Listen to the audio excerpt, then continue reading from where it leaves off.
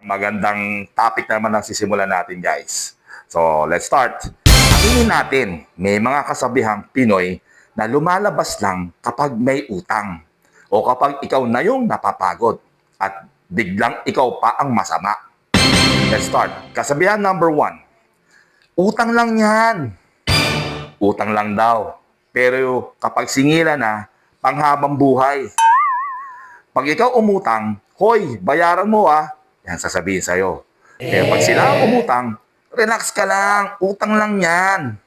Ah, ganun pala pag ikaw. Grabe talaga, di ba? Sino dito may kaibigan na pag siningil mo, biglang offline? Paki-comment nyo lang sa baba para makita natin ang kanilang mga pangalan. Thank you. Alright. So, dito naman tayo sa kasabihan number 2. Pamilya mo naman yan eh. Oo, pamilya ko. Pero ATM ba ako ng pamilya?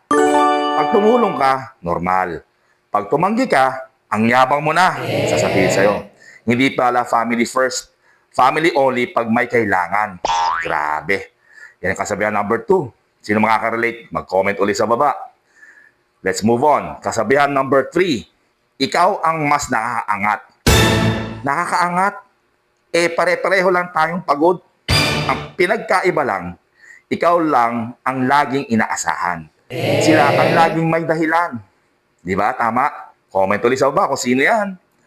Kasabihan number 4. Pasensya ka na, gipit lang.